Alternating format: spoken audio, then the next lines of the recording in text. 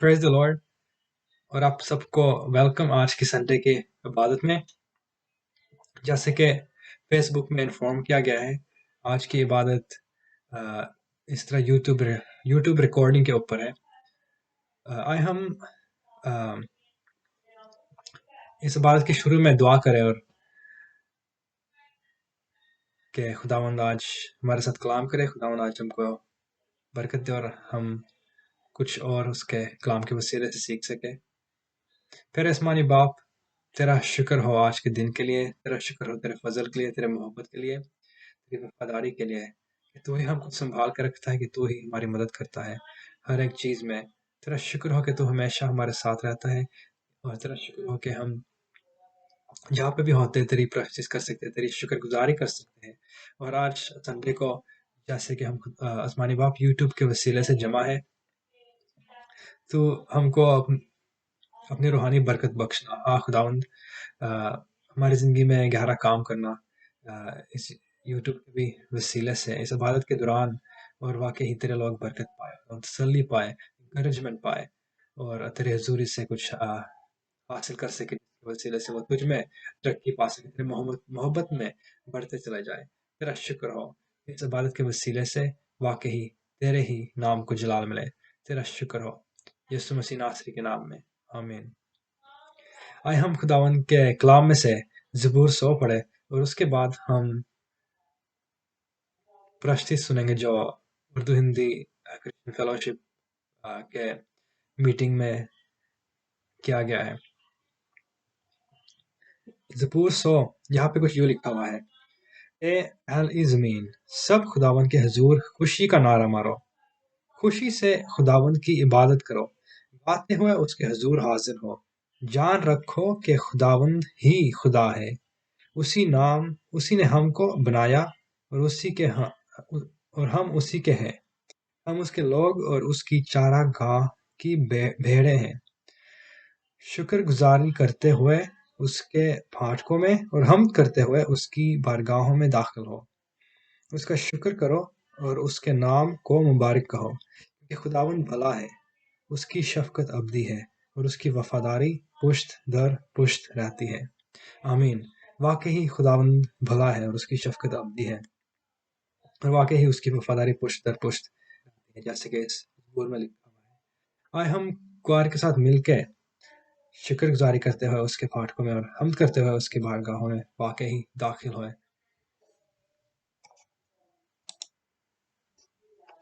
और इस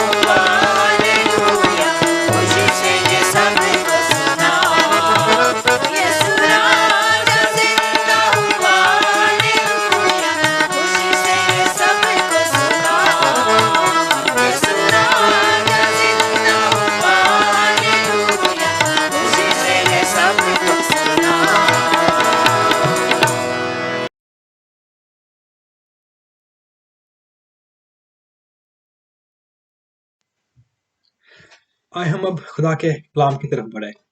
जैसे कि आप जानते हो, अब हमारे संडेज को प्रेयर के टॉपिक के ऊपर टीचिंग चल रही है। और जिस तरह से आपने पिछली भी दफ़ा सुना था कि पास्टर शहजाद ने कॉर्पोरेट प्रेयर के ऊपर काम दिया था कि किस तरह से क्रिश्चियंस के लिए इम्पोर्टेंट है कि वो मिलके ग्रुप में मिलके दुआ करें और किस तरह से फिर खुदावंद हमारे ज़िंदगी में कलाम करता है।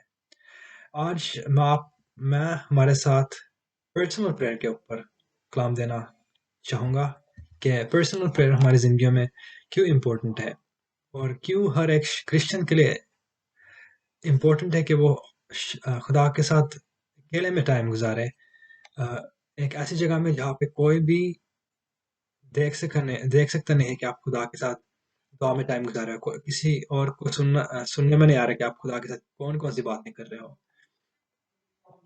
यीशु मसीह इसके बारे में मत्ती के इंजील में और उसके 16 बाब में और उसके चैप्टर 6 और उसके 6th आयत में हमको बताते हैं कि किस तरह से हमको दुआ करनी चाहिए, कि हम अपने अपने रूम में जाए, दरवाज़ा बंद करके अपने बाप से दुआ करें जो पोशीदगी में। और जब हमारा आसमानी बाप जो पोशीदगी में जब हम उससे दुआ करते हैं और तो वो हमको रिवॉर्ड भी देता है।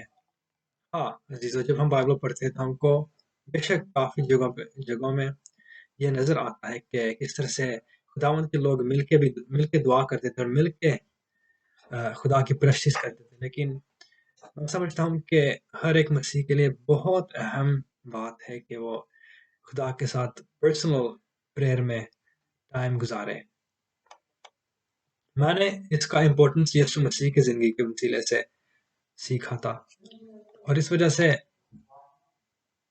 मेरे भी मसीही चाल चलन में मैं दुआ को पहला दर्जा देता हूँ, क्योंकि मैंने ये खुदावंद यीशु मसीह की ज़िंदगी में भी देखा था कितना इम्पोर्टेंट है कि हम उसके साथ उसकी हजूरी में अकेले में टाइम गुजारे।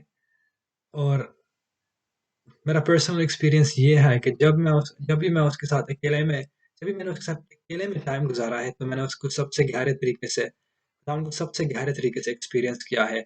और उन वक्तों में खुदावंद ने मुझे सबसे गहरे तरीके से बदला है और उन वक्तों में मैंने उसकी आवाज़ सबसे खूबसूरत तरीकों से सुनी है और उसने मुझे हिकमत बख्शी है। और सबसे बढ़कर अ, मैंने उस मुझे ऐसा महसूस हुआ कि मैंने खुदावंद को और जाना है और मैं उसके जान में बढ़ चुका हूँ। तो इसी से आए हम मिलके आज देखें कि बाइबल हमको इस टॉपिक के बारे में क्या सिखाती है, क्यों ये बात इम्पोर्टेंट है कि हम खुदा की हजूरी में उनकी हजूरी में पर्सनल प्रेयर टाइम गुजारें। ये क्यों हमारे लिए इम्पोर्टेंट है। तो इससे पहले कि हम बाइबल में से इसके बारे में और देखें, मैं चाहूँगा कि हम छोटी सी दुआ करें। तेरे आसमानी बाप, तेरा शुक्र हो कि तूने हमको ये नेमत दी है कि और हमको ये प्रिविलेज दिया है कि हम तेरे अ, हजूरी में दुआ कर सकते हैं, तेरे साथ रफाकत कर सकते हैं, इस तरह से तेरे साथ बातें कर सकते हैं, दुआ में तेरी आवाज़ भी सुन सकते हैं, तुझसे हिकमत मांग सकते हैं। तो वाकई हमको हिकमत बख्शता है। हाँ आसमानी बाप, अ, जबकि हम इस टॉपिक के बारे में सीखने को है तो हमको हिकमत बख्शना, तो हमको अंडरस्टैंडिंग देना और हमारे जिंदगी में एक गहरा काम करना। तेरा शुक्र हो यीशु मसीह नासरी के नाम में, आमीन।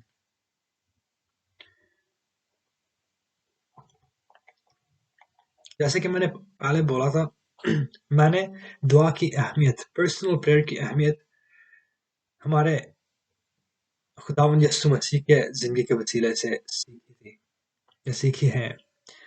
जब हम चारों अंजीलों को पढ़ते हैं तो हमको काफी जगहों में ये नजर आता है कि यीशु मसीह किस तरह से वीरान जगहों में जाके अपने बाप के साथ अकेले में दुआ करते हैं। वो लोगों में से अलग होकर वीरान जगहों में जाते हैं ताकि वो अपने बाप के साथ दुआ कर सके, अपने बाप के साथ फेलोशिप कर सके।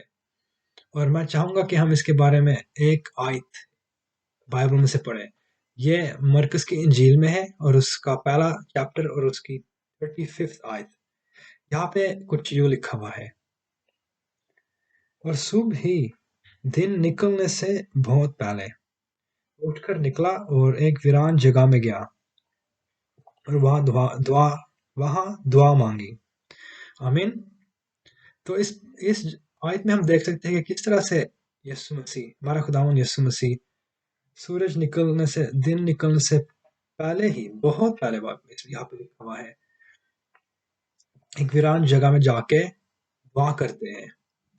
और इस आयत के साथ हम काफी दूसरी भी जगहों में ये देख सकते हैं कि किस तरह से खुदावंद यीशु मसीह लोगों में से अलग हो जाते हैं ताकि वो दुआ करने के लिए चले जाए, ताकि वो अकेले में किसी वीरान जगह पे चले जाए और वहां पे दुआ करें। तो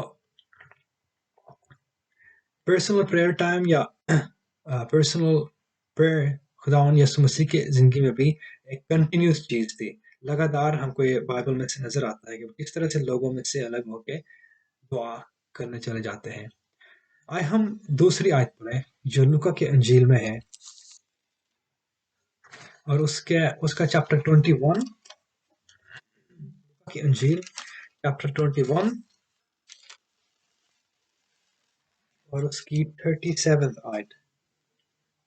लूका चैप्टर 1 और चैप्टर 21 और उसकी 37th आयत। यहाँ पे यूँ लिखा हुआ है, और वो हर रोज हैकल में तालीम देता था और रात को बाहर जाके उस पहाड़ पर रहा करता था जो जैतून का कहलाता है। आमीन। यहाँ पे हमने ये पढ़ा था कि खुदावंद यीशु मसीह किस तरह से रोज हैकल में तालीम देता था। जब दिन के टाइम पे, डे टाइम पे हमेशा हैकल में तालीम देते थे। फिर हम ये भी पढ़ते हैं कि फिर रात के टाइम खुदावंद यीशु मसीह क्या करते थे, रात को बाहर जाके पहाड़ पे जाके अपनी रात गुजारते थे, जैतून के पहाड़ पे यहाँ पे लिखा हुआ है। तो यहाँ पे बेशक ये नहीं मेंशन किया गया कि यीशु मसीह वहां पर रात को क्या करते थे, लेकिन मेरा ईमान है कि यीशु मसीह वहां पे रात रात दुआ करते थे। और हम सब बेशक ये भी जानते हैं कि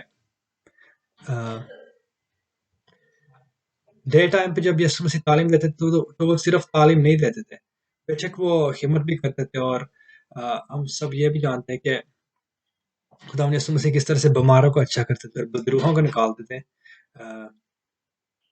डिफरेंट लोगों में से, और वो सब लोगों के लिए अच्छा करते थे।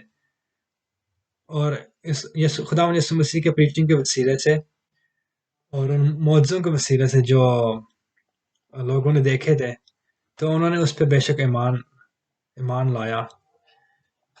और ये सारी चीजें बेशक खुदावंद यीशु मसीह के लिए इम्पोर्टेंट थी, लेकिन जब मैं खुदावंद यीशु की जिंदगी को देखता हूँ तो मुझे ये नजर आता है कि सबसे इम्पोर्टेंट चीज फिर भी मिनिस्ट्री करने से ज्यादा इम्पोर्टेंट बात खुदावंद यीशु मसीह की जिंदगी में से ये पर्सनल प्रेयर का टाइम नजर आता है। और मैं आपको ये दिखाना चाहूंगा कि किस तरह से खुदावंद यीशु मसीह को पर्सनल प्रेयर टाइम को मिनिस्ट्री से ज्यादा वैल्यू देते हैं, या एटलीस्ट मुझे ये इन आयतों के वसीले से नजर आता है। पहली जगह जहाँ पे मुझे ये नजर आता है, ये स्टोरी है जहाँ पे खुदावंद यीशु मसीह ने 5,000 आदमियों को और लोगों को रोटी खिलाई थी और मछली खिलाई थी। और इसका रेफरेंस मरकस की इंजील में है, और उसका चैप्टर 6 और उसकी 30th आयत से आगे लेकर, मरकस की इंजील उसका चैप्टर 6 और उसकी 30th आयत से आगे लेकर यहाँ पे ये स्टोरी है। और खास तौर पे जब हम इसकी 45 और 46 आयतें पढ़ते हैं, यहाँ पे यूं लिखा हुआ है, बिलफोर उसने अपने शागिर्दों को मजबूर किया कि कश्ती पर चढ़कर उससे पहले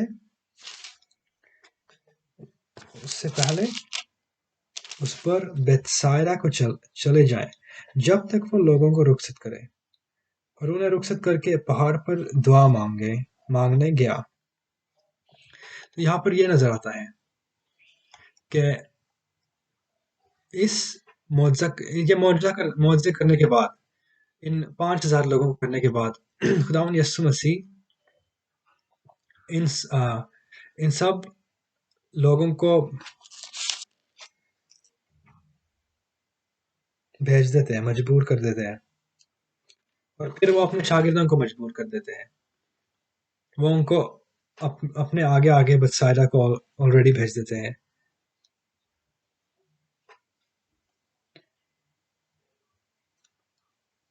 और फिर हम ये देखते हैं कि इसके बाद, उनको रुखसत करने के बाद, खुदावंद यीशु मसीह खुद ही जाके पहाड़ पर दुआ मांगने के लिए चले जाते हैं। दूसरी जगह जहाँ पे मुझे ये बात नजर आती है कि किस तरह से खुदावंद यीशु मसीह पर्सनल प्रेयर टाइम को मिनिस्ट्री से ज्यादा वैल्यू देते हैं, लूका की इंजील में है, और उसका चैप्टर 5 और उसकी 15th to 16th आयत, चैप्टर 5 और उसकी 15th to 16th आयत। यहाँ पर कुछ यूं लिखा हुआ है, लेकिन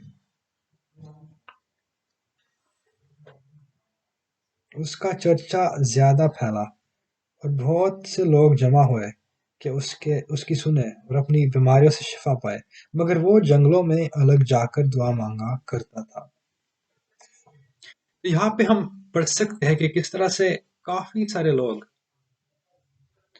खुदावंद यीशु मसीह को बेशक सुनते थे, और वो उसके पास सुनने के लिए आते थे, और वो उसके पास इस वजह से आते थे ताकि वो अपनी बीमारियों से छुटकारा पा सके।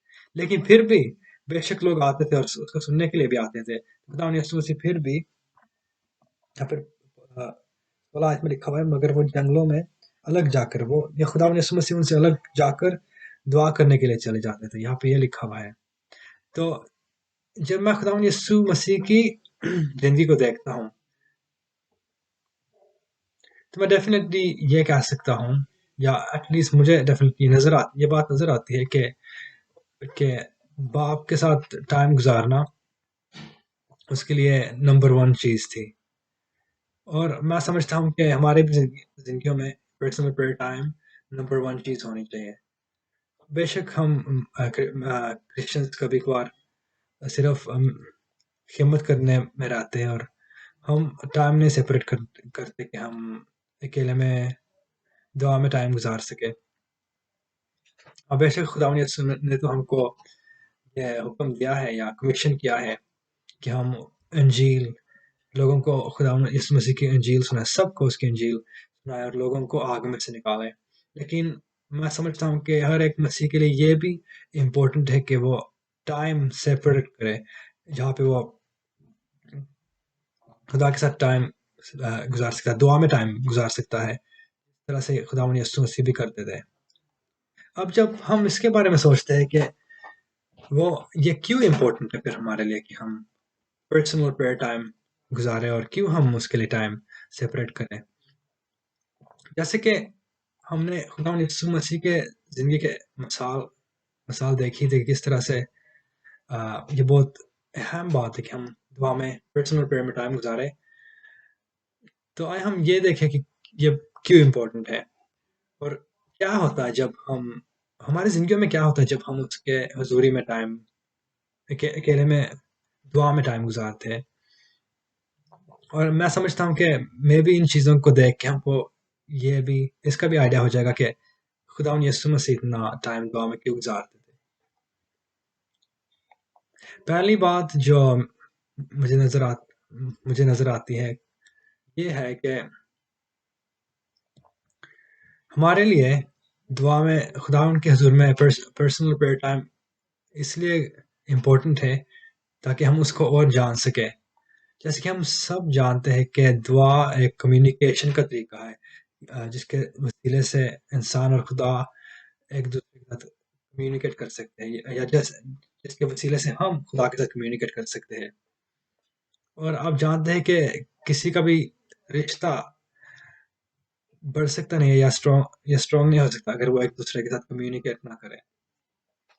तो मैं समझता हूँ कि इसी तरह से आ, हमारा भी रिश्ता खुदा के साथ है कि हमारा रिश्ता मजबूत होता जाता है जब हम उसके साथ दुआ में बातें करते हैं और जब हम उसका कलाम पढ़ते हैं।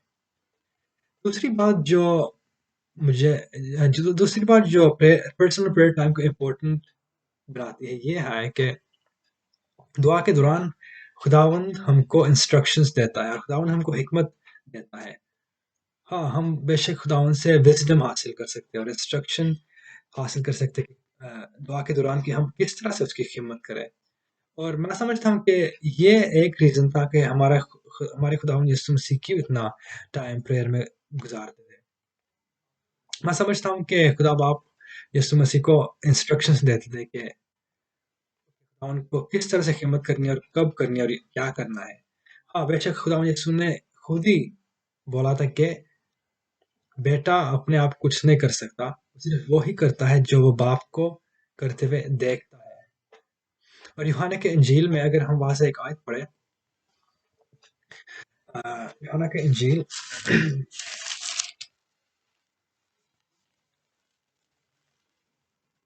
चैप्टर 12, 12वां चैप्टर, यूहन्ना के इंजील और उसका 12वां चैप्टर। और यहाँ से आयत 49 और 50 यहाँ पे कुछ यूं लिखा हुआ है, क्योंकि ये खुदावंद यीशु मसीह के अल्फाज है कि मैंने कुछ अपनी तरफ से नहीं कहा बल्कि बाप जिसने मुझे भेजा उसी ने मुझको हुक्म दिया है कि क्या कहूँ और क्या बोलूँ। मैं जानता हूँ कि उसका हुक्म हमेशा की जिंदगी है। बस जो कुछ मैं कहता हूँ जिस तरह बाप ने मुझे फरमाया है उसी तरह कहता हूँ। तो यहाँ पे खुदावंद यीशु मसीह कह रहे हैं कि वो अपने इख्तियार से नहीं बोलते बल्कि वो ये सिर्फ ये बोलते हैं जो बाप ने खुदावंद यीशु मसीह को दिया है। तो मैं समझता हूँ कि खुदावंद यीशु मसीह को खुदा बाप से इंस्ट्रक्शंस मिलते थे जब वो दुआ में टाइम गुजारते थे। और मैं समझता हूँ कि इसी तरह से खुदा हमको भी इंस्ट्रक्शंस और हिकमत दे सकता है जब हम उसके हजूर में मांगे, जब हम उससे पूछे, जब हम उसके साथ पर्सनल प्रेयर टाइम गुजारे। तीसरा पॉइंट इसी के साथ ताल्लुक रिलेटेड है और ये तीसरा पॉइंट कि हमको क्यों दुआ में पर्सनल प्रेयर में टाइम गुजारना चाहिए, ये उसके खुदा के आवाज़ के सुनने के साथ रिलेटेड है। क्योंकि जब हम खुदा की हजूरी में टाइम गुजार रहे होते हैं, दुआ में टाइम गुजार रहे होते हैं, तो खुदा हमारे साथ कलाम करता है। और मैं पतरस की मिसाल इस्तेमाल करना चाहूँगा। बाइबल हमको बताती है रसूलों के अमाल में कि पतरस उससे पहले कि जब वो कुरनेलियस के घर में गया था, उसने वहां पे कलाम सुनाया था। वो एक छत के ऊपर जाके एक दुआ कर रहा था और खुदा ने उसके साथ रोया के वसीले से कलाम किया था दुआ के दौरान, रोया के वसीले से। और उसके बाद जब खुदा ने उसको इंस्ट्रक्शंस दी थी रोया के वसीले से, तो वो कुरनेलियस के घर में गया था और उसने वहां पे अंजील सुनाई थी। और मेरे भी साथ इसी तरह से तजर्बे हुए कि जब मैं पर्सनल प्रेयर टाइम खुदा के साथ गुजारा हूँ तो खुदा ने मुझे इंस्ट्रक्शंस दिया कि क्या करना है, या मेरे साथ जनरली बात की है, या कोई चीज़ मुझे होने से पहले ही बता दी है। मैं आपके साथ एक एक्सपीरियंस शेयर करना चाहूँगा। एक दफ़ा जब मैं अकेले में प्रेयर में टाइम गुजारा था कुछ साल पहले, क्रिसमस सीजन था और मैं उस वक्त स्टूडेंट था। मेरे ख्याल से मेरे बैचलर स्टडीज़ का दूसरा साल चल रहा था और मेरे पैसे ख़त्म हो गए मेरे अकाउंट से। और इसलिए कि मैं स्टूडेंट था तो बेशक अ, मुझे पैसे चाहिए थे क्योंकि मेरे एक्सपेंसेस भी थे। तो मैंने ये बात खुदा के सामने नहीं रखी, ना मैंने अपने होंठों से दुआ में कुछ इसके बारे में बोला था।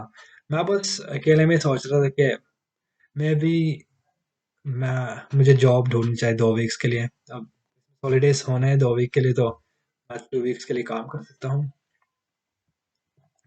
तो मैं भी मुझे जॉब ढूंढना चाहिए, लेकिन मैंने दुआ में कुछ नहीं बोला, मैं बस ऐसे ही अकेला ही इसके बारे में सोच रहा था। तो एक दिन जब मैं ऐसे ही अपने बेड पे लेटा हुआ था और खुदा की हजूरी में था, अ, और सेम टाइम गॉस्पेल सॉन्ग्स सुन रहा था, तो एकदम मुझे क्लियर आवाज आए, अ, अंदर से क्लियरली ये अल्फाज आए थे कि you will work in kitchen, English में, कि आप किचन में काम करोगे। तो फिर मैं खड़ा होके सोचा था, ओके चलो मैं अपनी ईमेल देखता हूँ, वहां पे कुछ कुछ आया है, तो वहां पे कुछ भी नहीं था। और फिर मैं सोचता हूँ कि पता नहीं क्या था इसका, इसका मतलब क्या था। और मैं सोचता था कि पता नहीं क्या होएगा। तो और वैसे भी जब मैंने पिछली दफा किचन में काम किया है, तो उससे उससे ऑलरेडी 1.5 साल हो गए हैं, तो मेरा कोई कांटेक्ट भी नहीं है पुराने बॉस के साथ, तो पता नहीं क्या है, क्या बात है। तो आप यकीन करो, नेक्स्ट दिन मेरे फ़ोन पे कॉल आया, और जब मैंने कॉल उठाई थी, तो वहाँ वहाँ पे मेरी बॉस थी, जिसके लिए मैंने काम किया था 1.5 साल पहले। और वो मुझे कह रही थी कि आप हमारी आखिरी उम्मीद हो, प्लीज़ हमारे लिए क्रिसमस में आके काम करो, क्योंकि हमारे हमको वर्कर्स की कमी है इस सीज़न में। तो अज़ीज़ों, मैं बस आपको एनकरेज करना चाहता हूँ कि खुदा वाक़ई हमारे साथ कलाम करता है जब हम उसके हज़ूरी में पर्सनल प्रेयर टाइम गुज़ारते हैं। एटलीस्ट ये मेरा तजुर्बा, और मुझे बाइबल में भी ऐसे एक्सपीरियंसेस नज़र आते हैं। चौथी चीज़ ये है कि जब हम उसके हज़ूरी में दुआ में टाइम गुज़ारते हैं, उसका रूल कुदस हमको बदलता है। हाँ, बेशक ये कॉमन सेंस की भी बात है। जिस कंपनी में, जिस हज़ूरी में आप टाइम गुज़ारते हो, तो आप उसी के मानंद बनते जाते हो। और अगर आप खुदावंद यीशु की हज़ूरी में टाइम गुज़ारोगे, तो आप उसी के मानंद बनते चले जाओगे। एक मिसाल जो आपको देना चाहूँगा बाइबल में से, जो खुदा के हज़ूरी में अकेले में टाइम गुज़ारता था, डैनियल नबी है, प्रॉफेट डैनियल है, ओल्ड टेस्टामेंट में से। बाइबल हमको बताती है कि डैनियल डैनियल की आदत थी कि वो 3 दफ़ा दिन में अपने घुटनों के बल होके खुदा से दुआ माँगे। उसको याद थी कि वो खुदा से दुआ माँगता था। 3 दफ़ा दिन में अपने घुटनों के बल होके, और खुदा की शुक्रगुज़ारी करता था। और इंग्लिश बाइबल बताती है कि ये डैनियल इस तरह से अपने बचपन के दिन से करता था। और हमको नज़र आता है कि डैनियल बहुत हम्बल शख्स था, और वो हिकमत से भरा हुआ था जब हम उसकी किताब को पढ़ते हैं। और लोगों को ये नज़र आता था कि वो बुतों के सामने नहीं पूछता। दूसरी मिसाल मूसा है। जब मूसा खुदा के हजूरी में था, कोने को ई सिनाई पे, माउंट साइनाई पे, तो जब वो वहां से नीचे उतरा, तो हमको ये नजर आता है बाइबल में कि उसका चेहरा चमक चमक रहा था, खुदा के जलाल से चमक रहा था। और सारे बाकी इसराइली डर गए, उसको देख के डर गए, तो उसको अपना मुंह लपेटना पड़ा, क्योंकि खुदा का जलाल उसके चेहरे के ऊपर आ गई। तो वाकई अजीजों, खुदा हमारी जिंदगियों को बदलता जाता है अपने रूल कुदस के वसीले से, जब हम उसके हजूरी में अकेले में भी टाइम गुजारते हैं, और वो हमको यस्सु के मानिंद बनाता चला जाता है। और वाकई ही फिर लोगों को हमारे इर्द गिर्द ये नजर आता है कि हमारे जिंदगी में कुछ डिफरेंट है, कि हमारे जिंदगी में किसी खास चीज की खुशबू है। इस तरह से उन्होंने ये डिफरेंस डैनियल के और मूसा की भी जिंदगी में देखा था। तो अजीजों, आज हमने खुदा यीशु मसीह के जिंदगी में से देखा था कि दुआ की पर्सनल प्रेयर की कितनी ज्यादा अहमियत है।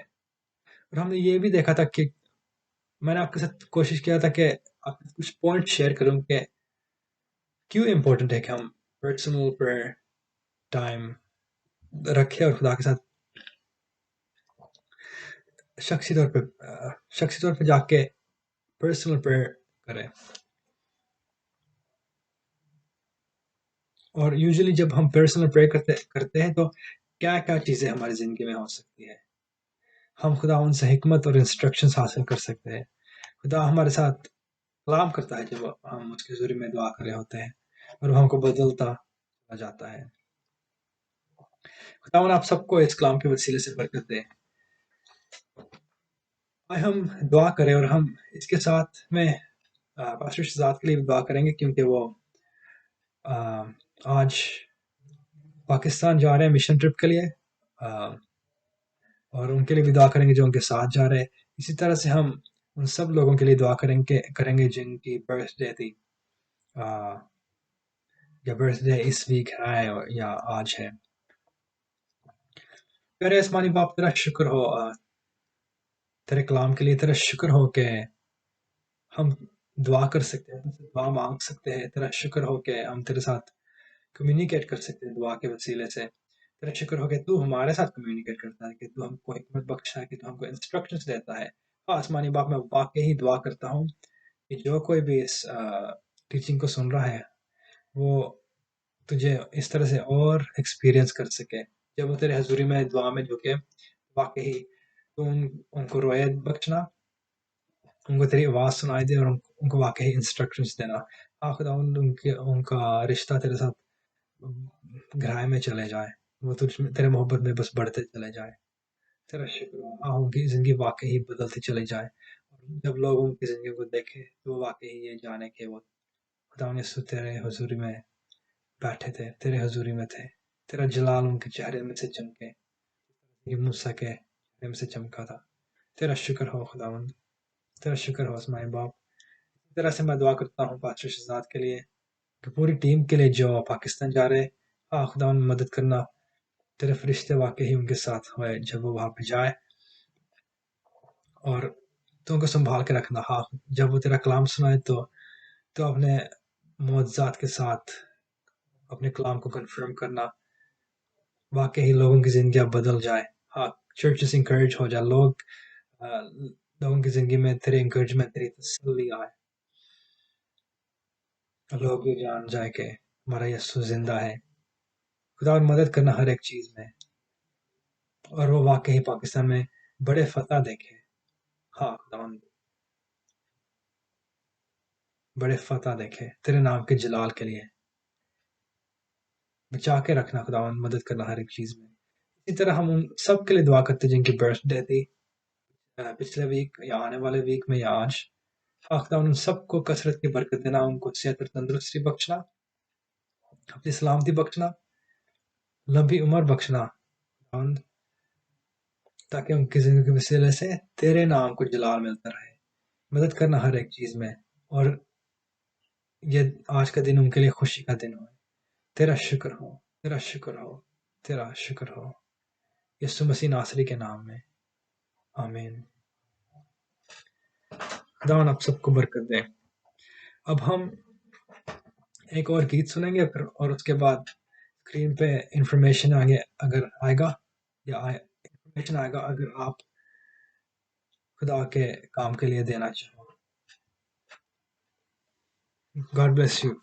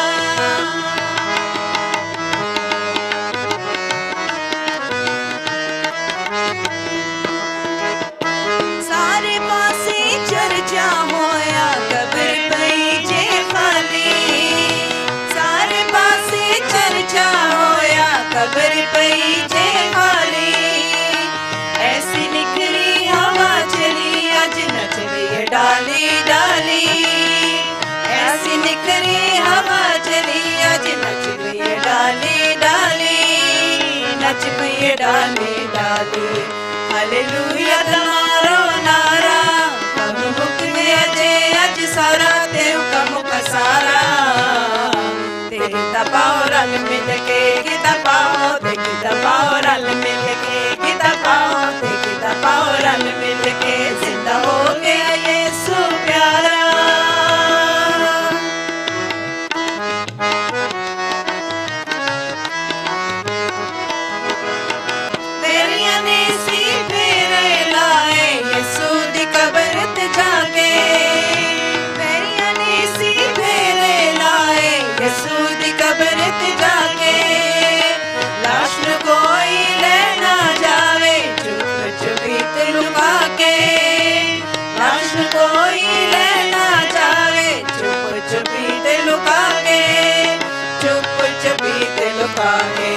कोई चले ना चारा कम मुक गया जे अज सारा तेऊ कम पसारा ते गीता पाओ रल मिल के गीता पाओ ते गीता पाओ रल मिल के गीता पाओ ते गीता पाओ रल मिल के जिंदा हो गया यीशु प्यारा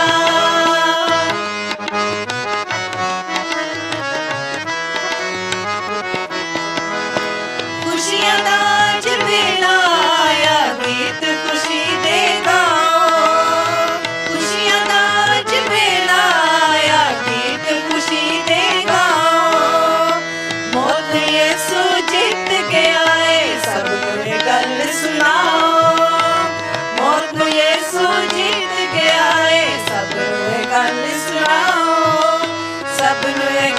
सुनाओ उठे दुखियत एक नजारा कम मुक गया जे अज सारा ते कम कसारा ते गीता पाओ रल मिल के गीता पाओ ते गीता पाओ रल मिल के गीता पाओ ते गीता पाओ रल मिल के जिंदा हो गया यीशु प्यारा कम मुक गया जे अज सारा ते कम कसारा ते गीता पाओ रल मिल के गीता पाओ ते गीता पाओ रल मिल के गीता पाओ ते गीता पाओ रल मिल के गीता पाओ ते गीता पाओ रल मिल के जिंदा हो गया यीशु प्यारा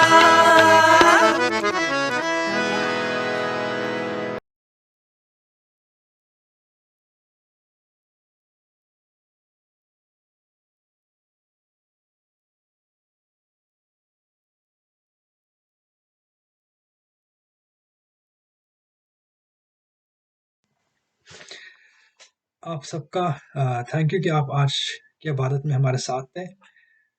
आए हम खुदावन की सिखाई हुई दुआ करें और इसके बाद इस इबादत को ख़त्म करते हैं।